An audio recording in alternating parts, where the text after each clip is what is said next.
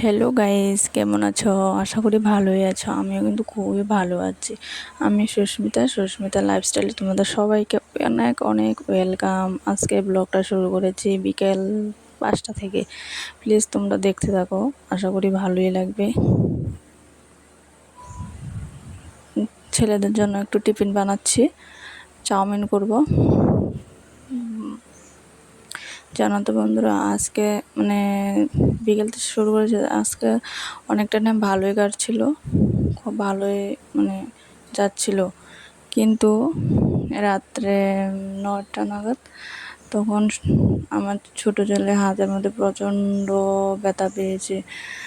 তোমরা দেখতে থাকো, তো বুঝতে পারবে, পুরোটা ভিডিও দেখবে, তারপরে বুঝবে। হঠাৎ করে এত বড় বিপদ যে কোথায় থেকে চলে আসলো বুঝতেই পারিনি। জানো তো, ছোট তো অনেক, 3 বছর কমপ্লিট হয়নি, তো বুঝতে পারছো কতটা ছোট। ও ছোট বাচ্চা যদি কিছু হয়, ছোট বলতে বড় সবই, বাচ্চার যদি কিছু হয়ে যায় মার কিন্তু অনেক মানে কি বলবো, মাথা ঠিকই থাকে না। তাই কিছু ছোটো করতে পারেনি। পরের দিন মানে এটা তো আজকে বলতে মানে এটা তো বিকেল থেকে শুরু করেছে ব্লগটা, তখন মানে ভালোই ছিল। তখন এই রাত্রে 9টা নাগাদ থেকে শুরু হয়েছে। পুলার স্পেন হচ্ছিল না অনেক, তো অনেক কান্না করছে। দেখো ও এখানে দেখবে, তখনও কিন্তু খুবই ভালো ছিল, মানে তখন কোনো কিছু হয়নি, তখন তো সুস্থ ছিল আমার ছেলেটা। কিন্তু যখন 9টা নাগাদ মানে 9টা বেজে, তারপর ব্যথাটা পেয়েছে, দরজার মধ্যে বাড়ি খেয়েছে, হাতে প্রচণ্ড যা মানে ব্যথা। তখন তো বরফ টরফ দিয়েছি, জল পট্টিও দিয়েছিলাম, তাও কমেনি। ওরা আমার বাড়ির পাশে মানে একটা মেডিসিন মানে দোকান ছিল, ওইখানে গেছিলাম, কিন্তু কোনো ওষুধ মানে দোকানটা বন্ধ ছিল। তারপর আর কি সারা রাত্র এভাবে কাটে, কোনো ঘুমাতেও পারেনি, ওর হাতের ব্যথা।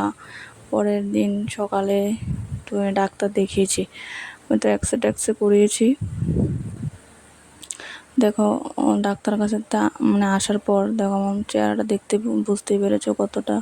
তো ফ্রেশ ট্রেশ হয়ে ওকে খাইয়ে টাইয়ে ঘুম পাড়িয়ে তো ভাবছি ব্লগ মানে সে শ্যুট করা হয়নি, তো ভাবছি যে একটু এটাও অনেক দিন হলো মানে ক্লিন করি না, তো ভাবছি ওটা একটু ক্লিন করে নেই, করে টুকিটাকি যা ছিল সব একটু একটু করে যেটুকু পেরেছি করেছি। কারণ ও তো মানে ঘুমোলে একটু করা যায় কাজ, তাহলে করা যায় না, কারণ ও হাতে মানে প্রচণ্ড ব্যথা, কিছুই করতে পারে না, ওর কাছ থেকেই নড়া যাচ্ছে না, এরকম ব্যাপারটা হয়েছে। জানো তো মানে মার যে কি হয়, ছেলের আর মেয়ের কিছু হলে, বাচ্চার হলে মার মাথা কিছুই ঠিক থাকে না। তাই কী করব, যা আছে ওর, তাই যেটা হবে যেটা হবার তো হবেই না। তো যাই হোক, সব কিছু একটু একটু করে পরিষ্কার করছি। ও ঘুমোচ্ছে, ওষুধ দিয়েছে, মানে এমনি এক্সরে করিয়েছি কিন্তু কিছুই হয়নি। এক্সরে রিপোর্ট ভালোই এসছে, কিন্তু তবু একটু হাড় মানে এত ছোটো তো হাড়, মানে হাতের যে হাড় হয় না, হাড়টা একটু চাপ খেয়েছে, মানে একটু না অনেকটা চাপ খেয়েছে, জোরে লেগেছে। তো দরজার মধ্যে, বাড়ির দরজাটা তো দরজার কাঠই, বুঝতে পারছো, কাঠের দরজা, মানে খুবই জোরে লেগেছে। তো ব্যথাটা সে হয়নি, তো ওকে একটা ব্যান্ডেজ দিয়েছে, কইছে 15 দিন রাখার জন্য, তারপর আবার যাওয়ার জন্য বলেছে। দেখা যাক কি হয়। ওষুধও দিয়েছে, খাওয়াচ্ছি, দেখি কি হয়। ওর পর ওকে নিয়ে প্রচণ্ড টেনশন মানে আছে। প্লিজ তোমরা পাশে দেখো, যতটুকু মানে ওই দিনকে কিছু শ্যুট করা হয়নি, যতটুকু পেরেছি করেছি। তোমরা আমার পাশে থেকো, যদি ভিডিওটি ভালো লাগে তাহলে একটু লাইক করে দিও, আর সাবস্ক্রাইব করতে ভুলো না যেন, প্লিজ। তোমরা যদি না আমাকে সাপোর্ট করো, আমি একটু এগোতে পারবো না। তো আমি ভাবছি যে একটু কাপড় টাপড় এলোমেলো হয়ে আছে, আলনাটা একটু গুছিয়ে নিই। ও তো এখন ঘুমোচ্ছে, ওঠার সময় হয়ে এসছে, কিন্তু আমি একটু রেস্ট করে নিই সকাল থেকে। ওর কাছ থেকে নড়াই যাচ্ছে না, তো আমি সব কিছু তো আমি দেখতে হয় না। দুটো বাচ্চাকে সামলানো যে কতটা কষ্টদায়ক ব্যাপার, এটা যারা এরকম তারাই বুঝবে। কারণ আমার হাজব্যান্ডও তো বাড়িতে থাকে না, ওই জব করে বাইরে থাকে, জবের বা অনেক দূরে, তো মানে আসতে পারে না, সবসময় আসে 10-12 দিন পর পর, 10 থেকে 12 দিন, 5 দিন, মানে ও ঠিক থাকে না। যখন ও আসা মানে সময় হয়, মানে দেয় ওর অফিসার, তারপরে তো ওই আসে।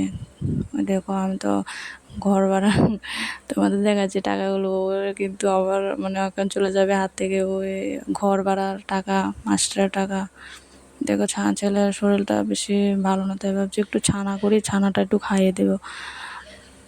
দুধ খেতে তবু সে খেতে চায় না, তো একটু বলছে যে ভাবছি যে একটু ছানাই করে ফেলি, ছানাটা খাইয়ে দেবো।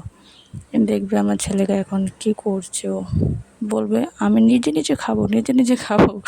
তো এর হাত যে ব্যথা, ওর কোনো ওই দেখেছো আমার শোনো দুষ্ট বাবাটা কি হয়েছে। তোমরা একটু স্প্রে করো যাতে ওর হাঁটা তাড়াতাড়ি ভালো হয়ে যায়।